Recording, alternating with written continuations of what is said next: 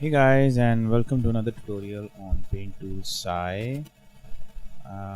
This is a new tool similar to Photoshop, but the difference is that you have a lot of control, whereas in drawing and inking. So here I have this image, and it's a Photoshop file, and let me just see if the recording is working. And the recording is working, audio is working. uh, and Here you can see that I just quickly drew a Photoshop image. So I'm just opening up Paint Tool Sci, and this is how you open Paint Tool Sci up. You can go to the directory where I've saved Paint Tool Sci. This is in a RAR file. You unrar it, and here it is. This is the folder. Double click, enter the exe file, and open it up.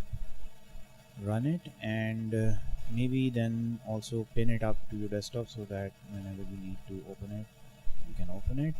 Paint Tool Sci also has this option that it can open up Photoshop files, so you can see the Photoshop files visible, and I just opened up a Photoshop file. The extension is PSD. So what I need to do now is I can go back and show you the folder, Paint Tool Sci folder, and by default it has some settings that I changed. All the tool presets and the features are on the left side. I just quickly move them on the right, maybe move them around, play around a little bit. The window menu actually helps you do that. So what I'm going to do is now open up and make sure that I save the file. Either I export it or I save the file into the same directory as a sci file. So now I have two files open. You can see the logo or the icon on both these files is different. So I close the Photoshop file, PSD file, and I keep the sci file open. Now by default you can change the shortcut keys for all these sub tools on the left side. If you're using the coloring layer or the inking layer sub layers, there are two types of layers. If you're using one of them, you will have different tool presets, and if you're using the other layer, you will have different tool presets. You can change the color setting just like in Photoshop. You can press the X key and the background and foreground colors change. There's a color wheel on the left side which is visible. Now you can create a new ink layer or the line work layer, and you can see there are a lot of tools. You can even have some free space. You can create your own pen styles. So right now we are not going to discuss how to make pen styles. We're just going to discuss how to use the ink tool or the line art tool. So here's a brief introduction of all the sub tools. The video has been sped up a little bit so that we can actually move forward with the inking. You can use the Control Alt key to increase and decrease the brush size or the stroke size. So now I've drawn two ink lines, and this is on the line art tool. There are some settings, you can have a look at them, and these settings can be changed later on.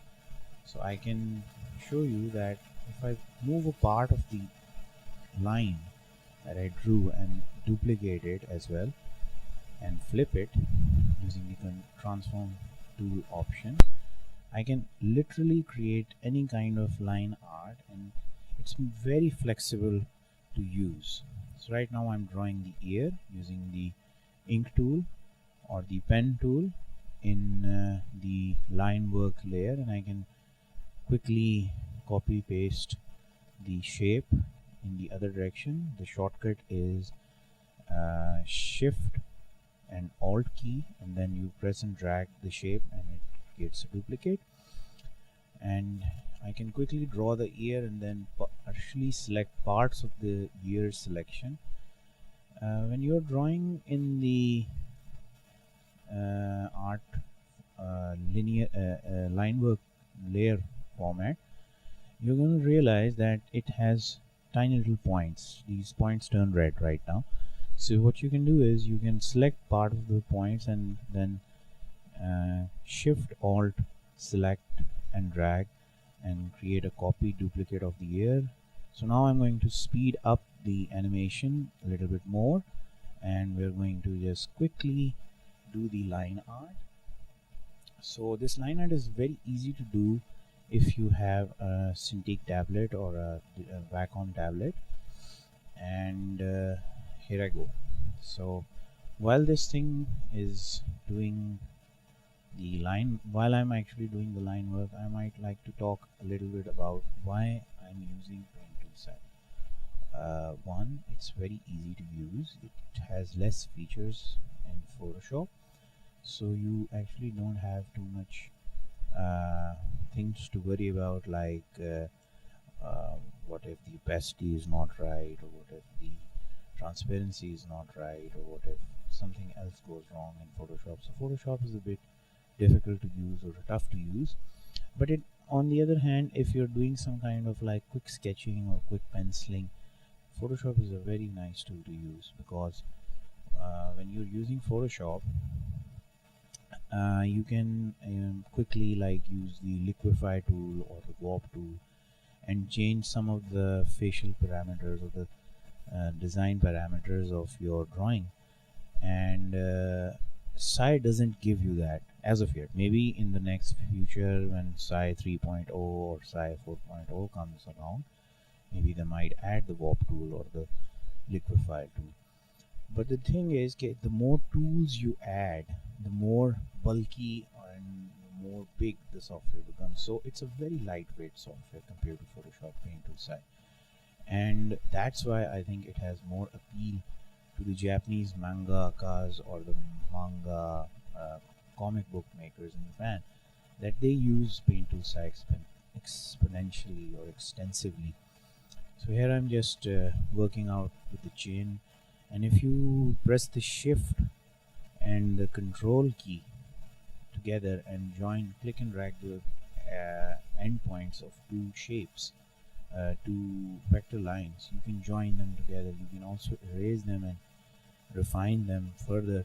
If you press the control key while you're pressing a point, you can actually move it, and if you use the shift key, you can actually move the entire shape to one dimension, one direction. And these tools or these sub tools, shortcut keys, I do advise you kids to actually go home and in your personal time experiment with these keys, so that you can have a thorough understanding of how to use this tool. This is a very easier tool to use than Photoshop for inking especially, and there are other tools available as well. I find this one to be easier. There is Manga Studio Pro, I guess. Some people might find that comfy to use, so you can use that also. But the nifty thing about this is, if the shape is completely closed, you can actually have something like a fill added into it without actually like physically drawing every pixel in Photoshop or like in the brush layer tool, like no it's normally done. You can just create a marquee selection like I'm going to show you in a few minutes, and then you can just here I, as you can see, I flipped the drawing a little bit, and now I'm cleaning it up using the eraser tool, and I guess there you have it. So now I'm going to slow it down a little bit, and I'm going to show you some tool features. The shortcut for the edit pressure tool is W, and you can quickly change the dimensions or the curvature of a line. You can also use a brush tool and draw a line. Notice that if you're using a tablet, you can increase and decrease. Here you can see the thickness of the line, but you can also control the thickness of the line using your pressure sensitivity settings that Photoshop also gives you, and also this Paint Tool Sai also gives you this liberty of applying pressure at different points and different parts of the drawing to create something like this. You can also increase or decrease parts of the thickness from point to point using the width tool or the pressure tool. You can also do it with the weight tool, like for example the maximum weight is 30. You can add 30 pixels of weight to a line, and then you can also work around with the pressure tool to actually further increase or decrease the thickness of one part of the line. So this is a very interesting tool. And also, if the inking lines are closed, for example like overlapping on top of each other, you can also add a fill in between those lines using another layer, selecting this layer and then uh, drawing the fill in that layer. So it's a very easy process, and I'm going to show you in a few minutes how you can do that as well. Here you can see that I am gradually and slowly trying to figure out how to increase and decrease the thickness to make it look more smooth. And if you press the Control Shift Alt key, you can also delete this in one click. So there you go, click, and now I'm just figuring out how to make the stage where this character is standing. This is, by the way, my own caricature, a chibi version of me that I did a quick sketch of, and now I'm going to show you how to select this. So if I press the Control key, you can see that it turns green. The selection turns green, and I can quickly control and click on it, and it creates a marquee selection around all the drawings on the pen ink work that I've done, and you can see that. But as soon as this blue thing comes up, it's basically that the blue section is the selected area, and you can see the tiny little dots moving around. You can invert the selection or you can clear the selection. There are two options on top right next to the undo and redo button. Oops, so I missed part of the hairline, and I'm just adding the tiny little dots on the left side, and I missed some parts on the right side as well, so let's add them up quickly. So there you go. So I added these points. Now the picture looks complete. Now what I can do is I can quickly do the selection like I did before and add color, or I can just do the magic wand tool, or the shortcut is the I think it's the M, and I can just quickly just select whichever place I select, it turns blue.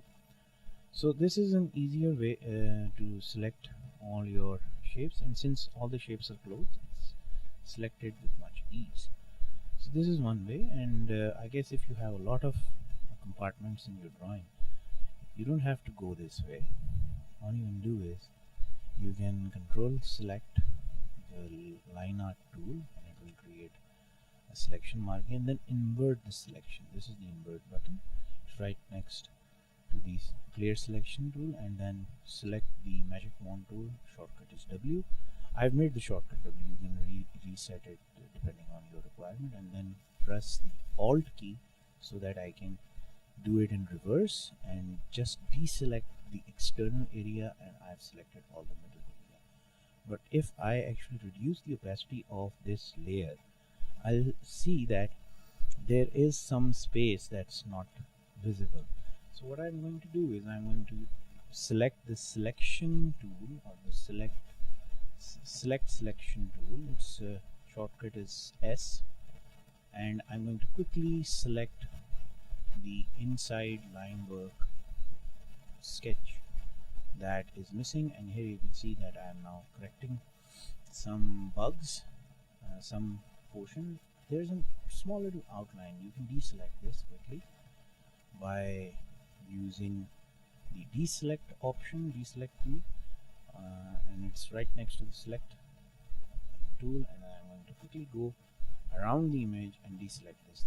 You can also ignore this because sometimes this line doesn't appear in print. So this is like less than a pixel big outline stroke that comes up sometimes, and you can fairly ignore it, or you can erase it right now, or by selecting the deselect tool quickly and moving around the drawing like so.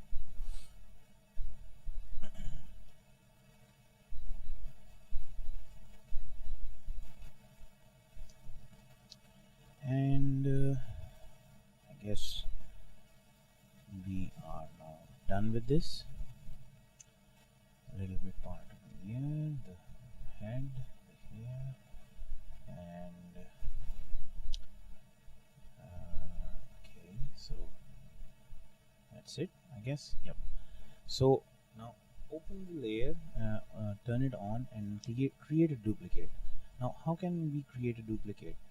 First, you can create a basic fill layer and add a fill. Oops, by mistake I added just black. Let me just select a lighter color tone. So okay, I can add the color entirely by using the gradient tool or the G bucket tool. Shortcut is G, same as in Photoshop.